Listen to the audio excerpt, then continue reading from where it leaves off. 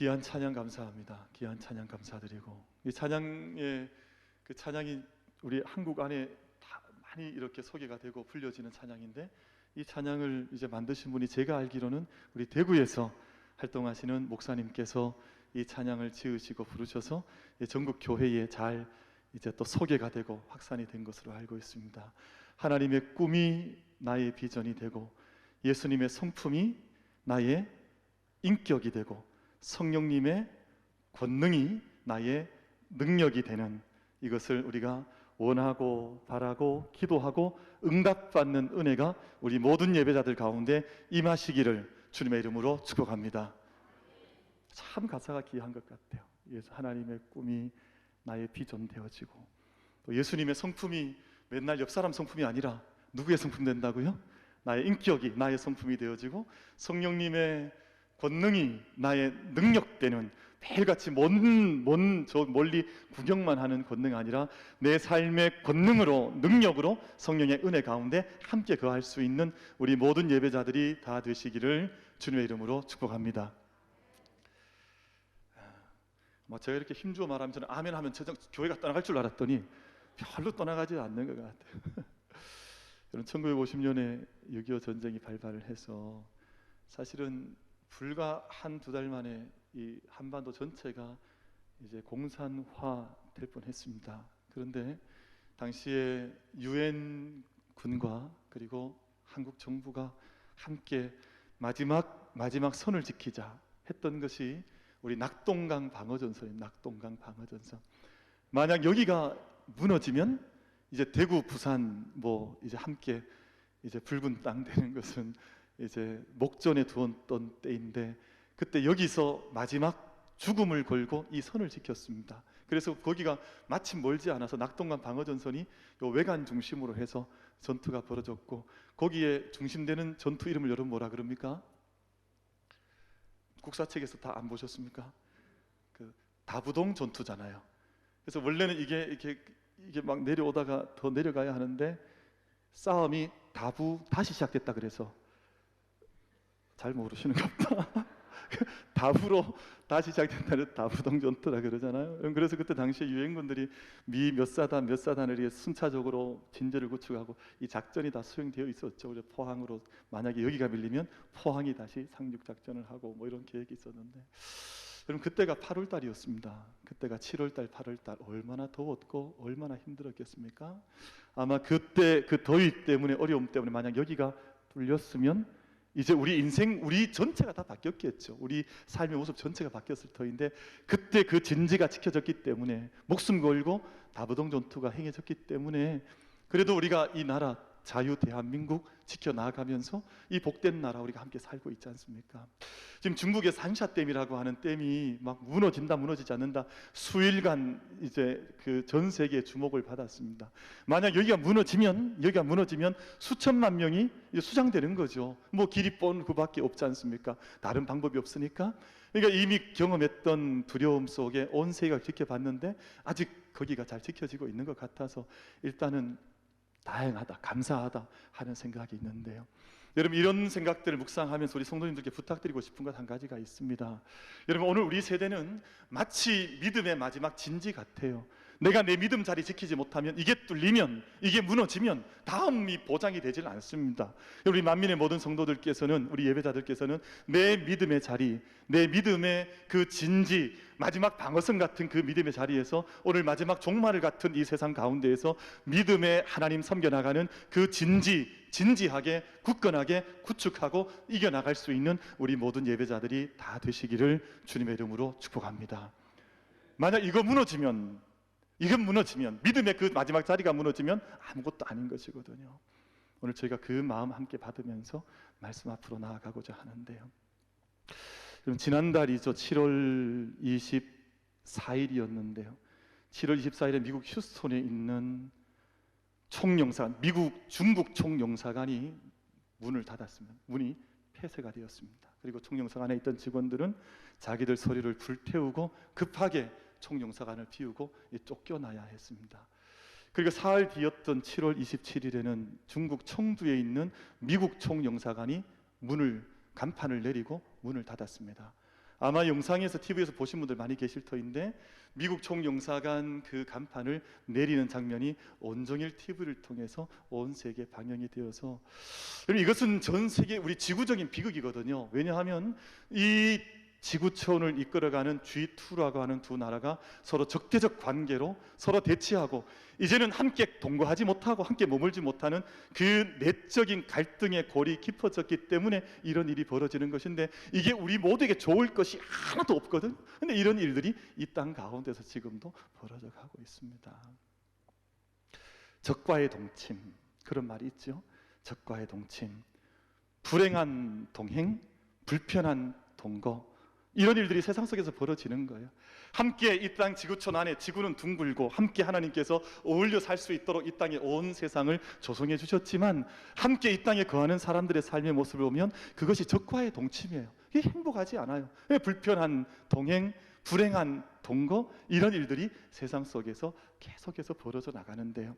오늘 예배자들 축복하고 싶습니다. 오늘 우리 자녀들 올라온 가정도 있고 우리 청년들 올라온 가정도 있어서 우리 보니까 어린 자녀들도 있고 우리 어른들도 계신데, 여러분, 우리가 삶이 거하는 모든 자리가 불편한 동행, 불행한 동거, 적과의 동침이 아니라 내게 허락하신 생명 있는 날 동안, 우리 영원한 나라 허락받은 사람들이지만 이 땅에 거하는 생명 있는 날 동안 참된 복된 인생의 걸음들을 함께 걸어갈 수 있는 그 삶의 터전, 그 삶의 가정들, 우리 교회를 함께 섬겨 나갈 수 있는 우리 모든 예배자들이 다 되시기를 주님의 이름으로 축복합니다.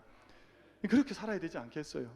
맨날 집에 들어가면 맨날 뭐 적군 보는 것처럼 어떻게 전쟁을 벌이나 뭐 이렇게 생각을 하고, 맨날 교회 공동체, 우리가 영적 공동체인데 와도 매일같이 의심하고 매일같이 의혹하고 뭐 그렇게 영적 삶을 함께 어울려 살아간다면 그보다도 불행한 것이 없지 않겠습니까? 여러분, 그래서 오늘 예수님께서 주신 말씀이 요한복음 15장 1절 이하에서 이런 말씀을 주시는 거죠. 내 안에 거하라, 나도 너희 안에 거하리라. 그럼 이 말씀은 너희가 내 안에 거하라, 나도 너희 안에 거하겠다 하는 이 말씀은 세상이 갖는 모든 삶의 존재 방식과는 전혀 다른, 세상을 전복하는 하나님의 나라의 비전을 보여줘. 하나님의 꿈이 나의 꿈이 된다고 찬양했던 것처럼 하나님의 꿈이 너무 잘 들어있는 말씀이 내 안에 거하라, 나도 너희 안에 거하리라 라는 바로 이 말씀의 의미입니다. 이 말씀은 세 가지 차원의 말씀을 갖고 오늘 이 말씀을 좀 나누려고 하는데요. 첫 번째는 예수님을, 하나님을 우리가 어떻게 믿는가 하는 빌리빙의 문제입니다. 우리가 빌리빙이 믿는다는 뜻이지 않습니까? 그러니까 우리가 하나님 안에 거하여 하나님 앞에 어떻게 믿는 것인가 하는 빌리빙의 문제. 두 번째, 내가 정말 하나님께 속해 있는가 하는 빌롱잉의 문제입니다. 우리가 빌롱잉은 누군가에게 속해 있다, belong to 하면 우리 학생들 어디에 속했다 할 때 to를 쓰잖아요. 나는 누구에게 속해 있는가 하는 문제. 나는 지금 어떻게 어떤 모습으로 변해가고 있는가, becoming의 문제. 나는 무엇이 되어가고 있는가 하는 모든 것을 설명하는 한 말씀이 너희 내 안에 거하라, 나도 너희 안에 거하겠다 하신 바로 이 말씀 한 구절 말씀 속에 담겨져 있는 영적인 의미가 된다고 하겠지요. 나는 정말 믿고 있는가, 나는 속해 있는가, 나는 변하고 있는가 하는 이 말씀이 오늘 요한복음 15장 말씀을 통해서 우리 모두에게 던지는 하나님의 질문으로 다가와야 하는 것입니다. 여러분, 내 안에 거한다 이 말씀은 잠시 시간적으로 템포럴이라 그러죠. 일시 머무는 것을 의미하는 것이 아니라 항구적으로 퍼머넌틀리, 영구히 머무는 것을 의미하는 것이 내 안에 거하라 하는 말씀의 의미입니다. 여러분, 예를 제가 들어보겠습니다. 만약 우리가 저기 한국의 사극을 보고 있는데 어느 날 날은 어두워지고 이제 한 나그네가 길을 걸어가다가 한 마을에 들어가서 머물 곳을 찾는 것이죠. 보니까 어떤 인심 좋을 것 같은 집안이 하나 보여서 눈에 들어와서 그 집 앞에 가서 문을 두드립니다. 문을 두드렸더니 하인이 나오는 거예요. 하인이 나오니까 말을 묻는 거죠. 왜 우리 문을 두드립니까? 내가 이 밤에 날은 어두워졌고 이제 갈 곳은 머니 내가 이 집에서 하루 거할 수 있겠습니까? 이렇게 말을 하면 그 하인이 지혜가 있는 하인이라면 문을 닫아 걸고 그 사람을 내쫓아 버려야 합니다. 왜냐하면 거한다는 말의 원래 한자적 의미는 영구히 그 자리에 나는 뿌리를 내리고 살겠다라는 의미를 가지는 것입니다. 대신에 어떻게 물어야 되냐 하면, 날은 저물었으니 제가 나그네 길을 가고 있는데 이 밤에 하루 유할 수 없겠습니까? 그렇게 물어야 정상적인 거예요. 왜냐하면 잠시 이 밤에 유숙하고 하룻밤을 머물고 내일 날이 뜨면 나는 여기서 떠날 터이니까 하룻밤만 신세를 좀 지게 해 주십시오. 그러면 하인이 문을 열고 환영을 할 수 있겠지만, 내가 여기에 거하겠다, 내가 이 집에 거할 수 없겠습니까? 물으면 그 나그네를 쫓아버려야 지혜로운 하인이 되겠다고 할 수 있겠죠. 여러분, 유한다는 것과 거하는 것은 그런 차이가 있습니다. 유하는 것은 잠시 스쳐가듯 지나가는 것입니다. 근데 그러는 믿음의 세계는 유하는 세계 아니라 거하는 세계. 그래서 오늘 주님께서 말씀하시기를 내 안에 거해라, 나도 너희 안에 거하겠다. 잠시 지나가는 나그네처럼 거할 것이 아니라, 예배 드릴 때만 잠시 와서 거하는 것이 아니라, 너희가 어디에 있든 무엇을 어떤 상황이든 내 안에 거하면 나도 그 순간 너희 안에 거하겠다 하신 것이 예수님의 약속의 말씀이라고 할 것입니다. 아마 이 두 단어의, 이 두 글자의 차이점은 방금 말씀을 통해서 우리 성도님들께서 잘 이해하셨으리라고 생각을 합니다. 그런데 중요한 것이 뭐냐 하면, 하나님의 약속은요, 우리에게 먼저 요구하시지 않습니다. 여러분, 부모들도 그러하잖아요. 부모들이 자녀의 사랑을 요청할 때 먼저 사랑하죠. 그게 정상적인 부모라면 다 그러합니다. 근데 하나님 마찬가지신데요, 네가 내 안에 거하라 말씀하실 때는 하나님께서 이미 너희 가운데 거하고 있다고 하신 말씀과 약속을 주셨기 때문에 이 말씀을 주신 것입니다. 여러분, 요한복음 1장 14절 말씀을 보면 이리 기록이 되어져 있습니다. 말씀이 육신되어 우리 가운데 거하심에 우리가 그의 영광을 보니 아버지의 독생자의 영광이요 은혜와 진리가 충만하더라. 우리가 인식하지 못했을 때도 이미 하나님 우리 가운데 말씀이 육신이 되어서 거하셨기 때문에 우린 그 은혜와 영광 속에 이 땅에 믿음의 삶을 경주해 나가는 것이라는 것을 말씀한 바 아니겠습니까? 요한복음 요한 1서 4장 15절 말씀에 이리 기록이 되어져 있습니다. 누구든지 예수를 하나님의 아들이라 시인하면 하나님이 그의 안에 거하시고 그도 하나님 안에 거하느니라. 그러니까 하나님께서 내 안에 거하시고 떠나지 않으시고 늘 함께 하시는 방법이, 내가 예수님을 믿음으로 고백, 내 입술로 증언하여서 내가 기쁨으로 받아들이고 내 안에 웰컴, 우리가 업셉한다 그러죠. 여러분, 우리가 영접하면, 내가 예수님을 내 안에 모셔드리면 그때부터 예수님께 내 안에 거하시는 그 일이 시작이 되는 것이라는 것을 말씀하죠. 그래서 우리는 일반적으로 그것을 영접한다 그래요. 여러분, 영접이라는 말은 두 가지 영어 단어로 바꿔볼 수가 있을까? 첫 번째는 accept 하는 것입니다. 내 안에 기쁨으로 받아들이는 것입니다. 그리고 welcome 하는 것입니다. 기쁨으로 내 안에 모셔드려서 함께 거하실 수 있도록 내 마음 자리에, 내 영적인 자리에 예수님의 자리를 마련하여서 그 중심에 주님 삼고 함께 모셔나갈 때 예수님께서 내 안에 거하시고 나도 예수님 안에 거하는 영적인 화학작용, 영적인 열매가 우리들 가운데 나타나게 되어져 있습니다. 누가복음 15장 말씀을 보면 거기 나오는 탕자를 탕자라 그러죠. 둘째 아들 가리켜 탕자. 이게 세상에서 모든 것을 다 탕진하고 허비했다, 이런 의미에서 탕자라고 부릅니다. 프라디걸 선이라 부르고 영어에서는 이 탕자입니다. 아버지가 나눠줬던 전 재산 세상에서 다 털어먹고, 그리고 세상에서 지업 열매 먹으면서 돼지와 함께 동행하다가 세상살이 너무 고단하고 어려워서 아버지께로 돌아오게 되는데요. 그 장면을 가만히 보시면 참 기가 막힌 장면이 성경 속에 기록이 되어져 있습니다. 아버지가 어떤 질책도 어떤 조건도 하지 않고 아들을 받아줍니다. 아들을 어셉하는 거예요. 아들을 웰컴했습니다. 참, 이런 아버지, 저는 저희 아들이 이럴 것 같으면 저는 동네도 못 들어오게 할 것 같아요. 아니, 부끄러워서 어떻게 동네 들어오냐, 야 동네 들어오지 말고 넌 밖에 살아라, 이렇게 할 것 같은데 이 아버지는 정반대 아버지였습니다. 아직도 상거가 뭔데 멀리 아들이 오는 그 모습, 아버지 영적 눈으로 바라보면서, 마음의 눈, 사랑의 눈으로 바라본 거 아니겠어요? 바라보면서 뛰어나가서 아들을 얼싸안고 아들의 옷을 갈아입히고 아들에게 금가락지를 끼우고 하는 참 잔치를 벌여주는 모습이 하나님의 모습으로 성경 말씀 속에, 누가복음 15장 말씀 속에 기록이 되어져 있습니다. 여러분, 이때 만약에 아들에게 주어진 한 가지 숙제가 있다면 뭐겠습니까? 아마 이런 생각하실 분도 있을지 몰라요.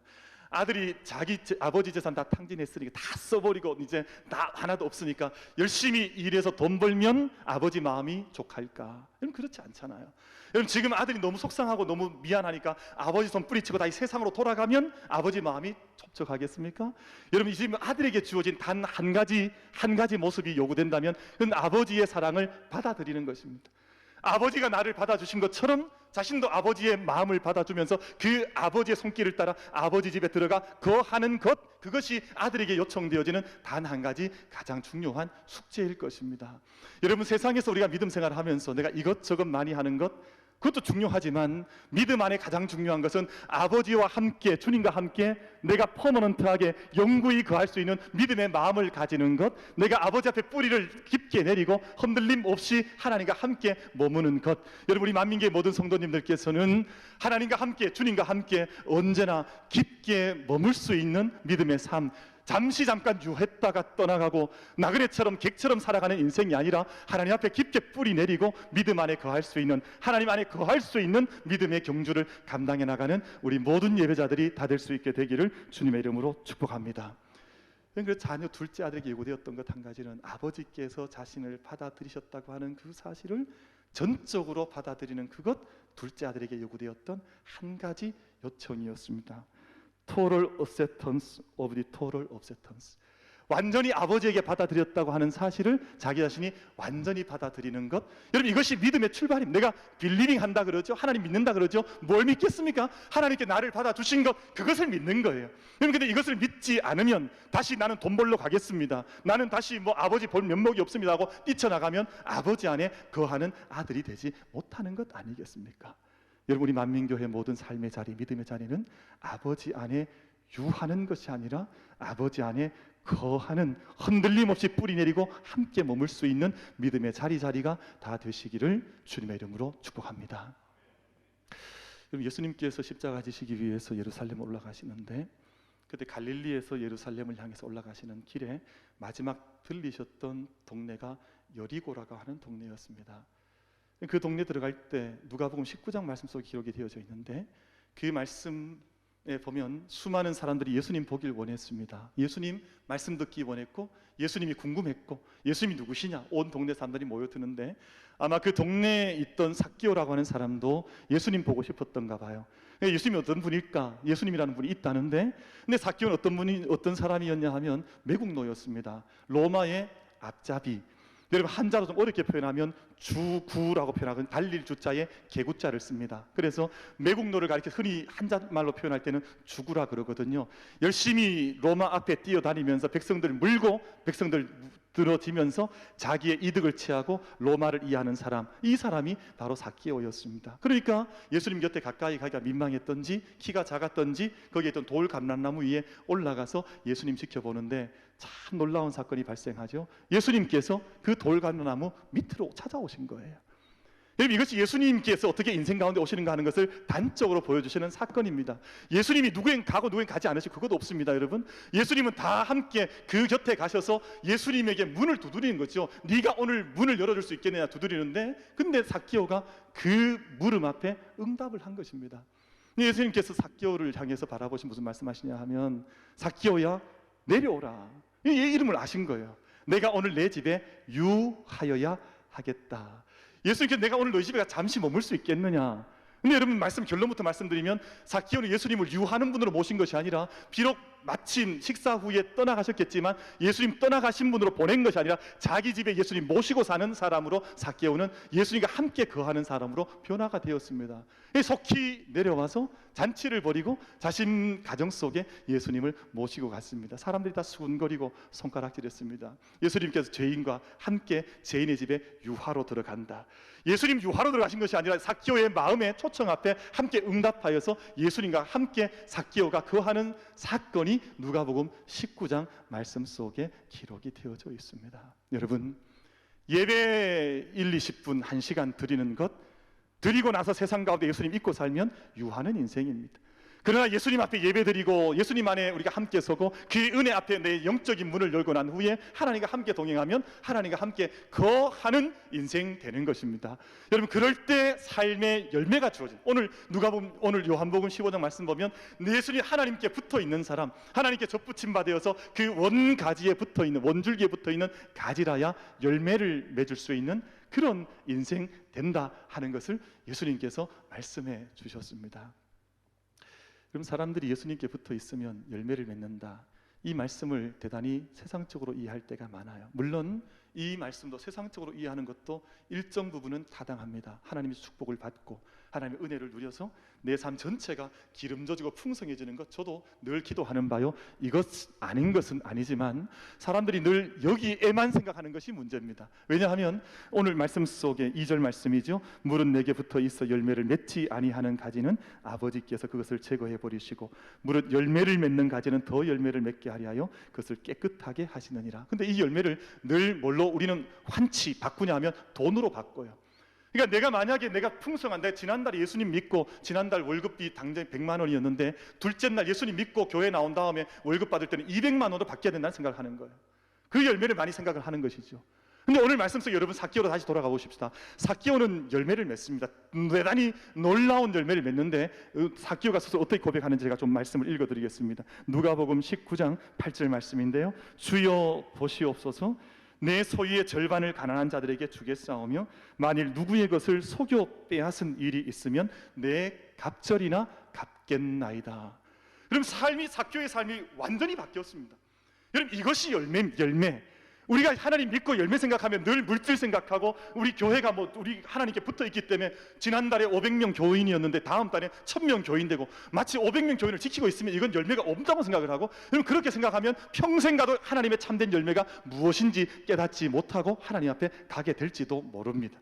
여러분, 삭개오가 오늘 고백하고 이 고백을 한번 눈여겨 들어보십시오. 하나님, 주님 봐주십시오. 그동안 제가 속이고 살고 내가 주구처럼 로마의 압자가 되어 사람들 마음을 아프게 하고 물질 빼앗고 살았는데, 이제는 그 모든 잘못된 모든 삶을 청산하고 가난한 자들 위해서 내 소유의 절반을 나누겠습니다. 이것이 삶의 열매로 온 것입니다. 만약 내가 누군가를 토색하거나 속여 빼앗은 일이 있으면 내가 내 갑절이나 갚겠습니다. 여러분, 이것이 삶의 믿음의 열매 아니겠어요? 근데 이 귀하고 아름다운 열매는 다 잊어버린 채 매일같이 세상이 주는 지식에만 매몰되어져 있어서 물질적인 열매에만 달려가 있으면 하나님 어떻게 믿는지, 어떻게 섬기는 것인지, 어떻게 속한 것인지를 알지를 못하는 것입니다. 여러분, 오늘 삭개오는 그래서 삶의 속함이 완전히 바뀌었습니다. 어제까지는 누구였냐 하면 로마의 앞잡이였습니다.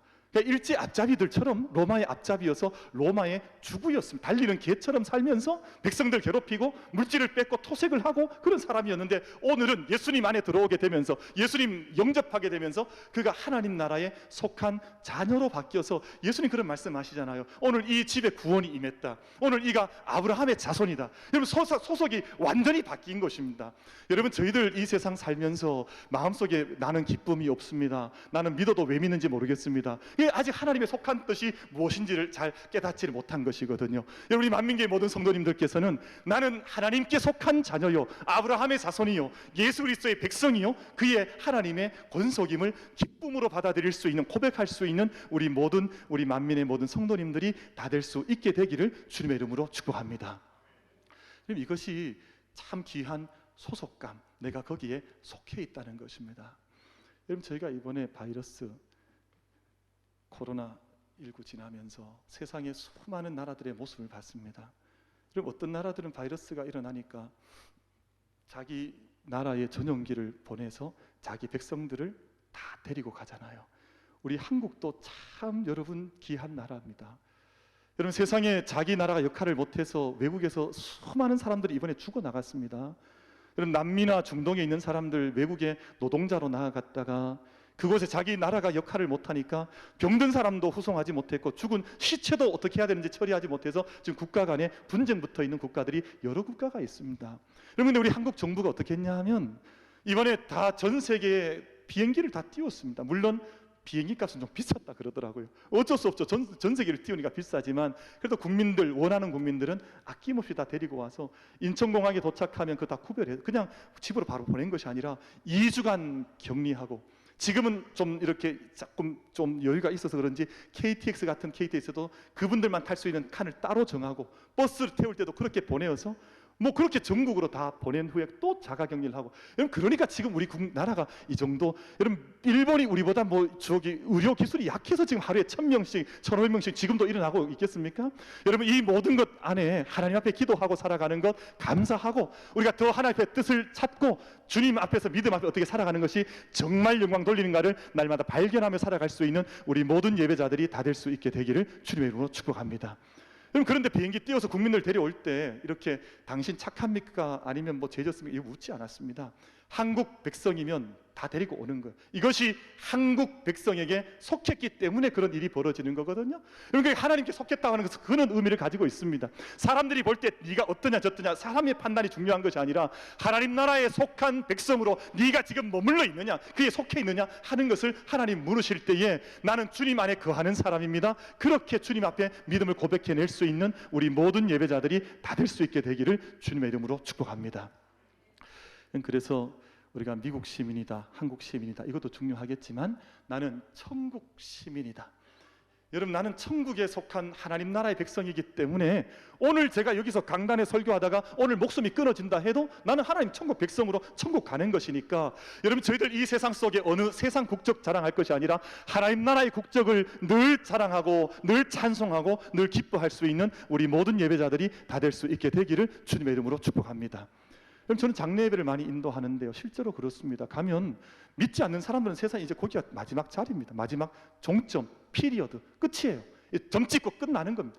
이제는 심판 앞에 서서 영벌 앞에 서는 것이지만 우리 믿음의 사람들은 약속이 있지 않습니까? 하나님 약속이 있지 않습니까? 내가 부활, 너희 가운데 부활의 영광을 나타내면 우리가 함께 새하늘 새 땅에서 주님의 영광에 참여한다고 하는 그 약속이 있는 하나님께 속한 백성들 아닙니까? 여러분 저희들 그런 믿음 마음 우리 가운데 온전히 붙들어 잡고 이 땅 가운데 늘 영광과 능력 가운데 걸어갈 수 있는 우리 모든 예배자들이 다 되시기를 주님의 이름으로 축복합니다. 제가 원래 이 설교를 이 다음 메시지를 하지 않으려고 제 원고에서는 다 지웠는데 하긴 좀 하겠습니다. 이제 이 고민하는 이유는 왜 늘 고민하냐 하면 이 이야기는 아들에 관한 얘기이기 때문에 고민이 좀 되어서 사실은 지웠습니다. 지웠는데 한 가지 예를 들어서 한번 하려고 그래요. 한 2주 전에 저희 아들 녀석이 이제 군에 입대했다가 첫 휴가를 나왔습니다. 나왔는데 이 녀석이 보니까 뭐 고생도 좀 한 것 같고 근데 마음속에 뭐가 있냐 하니까 나는 해병대 1사단 그리고 1수색대 대원이다. 이게 자기 완전 정체성이에요 보니까. 그러니까 저한테 막 놀리는 거예요. 아빠는 의무경찰 나왔지. 그래 왜 의무경찰 나왔지 이랬더니 그 의무경찰 그 군에 가서 고생하기 싫어하는 사람 다 가는 거 아니야 막 이러더라고요. 그래서 제가 보니까 이 아이에게는 지금 자기 정체성이 뭐냐 하면 나는 지금 이 군에 속해 있다는 거야. 나는 이게 너무 자랑스럽고 너무 좋고 이 거친 훈련 받아보니까 이 훈련이 훨씬 더 나에게 유익하고 뭐 이런 생각을 하는 거예요. 그러니까 자기 안에 속해 있다고 나는 여기에 속해 있다. 이게 자기 젊은 날 살아가면서 보내고 있는 하나의 과정처럼 이 녀석 안에 있더라고요. 여러분 저희 믿음의 사람들이 어떤 소속감을 가지고 있습니까? 내가 하나님께 속해 있습니다. 나는 예수 그리스도께 속해 있습니다. 나는 하나님의 공동체 안에 나는 머물고 있습니다라고 하는 이 거함에 대한 빌롱잉에 대한 영적인 자의식 여러분 놓치지 말고 굳건하게 붙들고 믿음의 삶을 잘 경주해 나갈 수 있는 우리 모든 예배자들이 다 되시기를 주님의 이름으로 축복을 드립니다. 여러분 따라 하시겠습니다. 나는 예수님께 속했습니다. 아멘. 우리 다시 한번 하겠습니다. 나는 예수님께 속했습니다. 아멘. 저는 우리 만민교회에 속한 걸 감사하게 생각합니다. 저는 만민교회의 목사인 것을 물론 제가 크게 보면 우리 경북 노회 목사이기도 하고 대한예수교 장로회 통합 측 목사이기도 하지만 저는 우리 교단 목사인 것도 감사하고 우리 경북노회 목사인 것도 너무 감사하고 더욱이 여러분 경북노회는 귀한 노회입니다. 왜냐하면 대구에 있는 노회와 대구 시내 교회들과 농촌, 군위, 칠곡, 시골교회가 함께 연합해 있는 노회 이런 노회는 잘 없습니다. 그러니까 서로 돕고 서로 존재하고 서로 함께 기도하는 그런 영적인 하나됨을 이루어가는 노회가 경북노회이니까 아마 우리 성도님들 중에 우리 만민교회가 경북노회에 속했다는 걸 잘 모르는 분 계실 거예요. 제가 한번 따라 하시죠. 우리 만민교회는 경북 노회에 속해 있습니다. 다 아셨죠? 뭐 여기 아멘 안 하셔도 괜찮습니다. 뭐 이런 것까지 아멘 안 하셔도 괜찮죠. 미리 알고 계시는 건 좋죠. 내가 그 안에 속해 있다. 내가 하나님의 교회에 속해 있다. 그런데 이 속해 있다고 하는 말씀의 뜻은 하나님의 사랑을 나타냅니다. 여러분, 아기가 태어나기 전에 여러분 물어보겠습니다. 여러분, 존재가 먼저겠습니까? 사랑이 먼저겠습니까? 혹은 사랑이 먼저겠습니까? 존재가 먼저겠습니까? 사람들이 그렇게 생각을 해요. 사람이 뭔가 이렇게 물컵이 보이면 그때부터 사랑한다. 이제 왜냐하면 여기 보이니까. 이 꽃이 오늘 아름답지 않습니까? 그러면 꽃이 참 좋다. 내 마음에 기쁨이 있다. 이것은 육체적인 걸음을 걸어갈 때는 이것이 틀린 말은 아니고 맞는 말이지만, 하나님의 세계, 믿음의 세계를 살아가 보면 이것이 바뀐다는 것을 깨닫게 돼요. 여러분, 오늘 저기 봤더니 우리 미루도 오늘 엄마, 아빠, 할아버지 옆에서 예배를 드리고 있는데, 미루가 처음에 이제 엄마, 아빠에게 생기기 전에 할아버지, 할머니, 어머니, 아버지가 많이 기도하고 많이 기대했을 것입니다. 이제 우리 집에 귀한 생명을 주실 터인데 기다리고 사랑하고 그 시간을 사랑 가운데 보내는 것이거든요. 여러분, 우리가 아직 자녀가 태어나지 않았지만 부모님은 그 자녀를 이미 사랑하고, 그 아이는 인식하지 못한다 할지라도 그렇죠.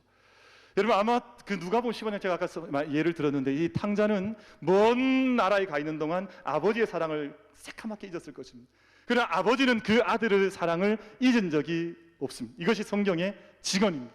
그러니까 존재가 있고 나서 사랑하는 것이 아니라 사랑이 있는데 그 존재가 나타나 하나님의 역사, 구원의 역사를 써내려가는 것입니다. 여러분, 몇 군데 말씀을 잠시 인용하면 여러분 이해가 훨씬 더 빠르리라 생각을 합니다. 시편 139편 16절 말씀은 이렇게 기록을 하지요.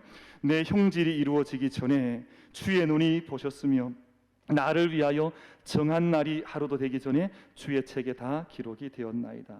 여러분, 형질이 이루기 전이라는 말씀의 뜻은 인간이 육체적 존재가 시작되기 그 전 하나님께서 이미 나를 사랑하셨다 하는 말씀의 뜻입니다. 여러분, 예레미야 1장 5절 말씀을 보면 내가 너를 모태에 짓기 전에 너를 알았고 내가 배에서 나오기 전에 너를 성별하였느니라. 이 모태에 태어나기도 전에 아버지 하나님께서 이미 그 아이를 아셨고 사랑을 하셨다는 말씀을 이렇게 하신 것이거든요. 여러분, 그래서 사도 바울의 경우에도 에베소서 말씀 가운데 1장 4절에서 창세 전에 그리스도 안에서 우리를 택하셨다 라고 말씀하십니다. 만약 이 하나님의 놀라운 사랑을 우리 인간의 인식으로는 참 헤아리기 어려운 사랑입니다. 왜냐하면 내 형질이 이루어지기 전에 이미 나를 사랑하셨다니까 내가 정말 그런 사랑받는 존재인가? 잘 알지를 못해요. 근데 오늘 말씀은 그렇게 얘기하지 않습니다. 우리가 그분 안에 붙어있는 존재요, 그분 안에 붙어있을 때 열매를 맺는 존재요, 그분 안에 붙어있으면서 우리 삶이 끊임없이 비커밍, 사랑받는 존재로 온전한 모습을 새롭게 형성하는 존재로 오늘 성경은 우리 가운데 말씀을 들려주고 있습니다. 여러분, 사랑받는 사람, 이 사람이 승리하는 사람입니다.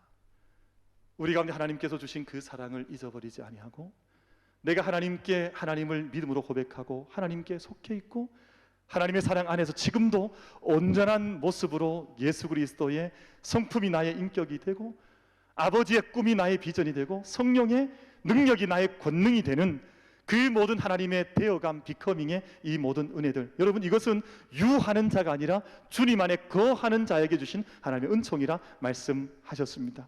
우리 만민의 모든 사랑하는 성도들, 잠시 잠깐 교회도 그렇고 믿음도 그렇고 잠깐 들락날락하는 믿음이 아니라 정말 주님 안에 깊게 거하는 믿음으로 함께 거할 수 있는 우리 모든 예배자들이 다 되시기를 주님의 이름으로 축복합니다.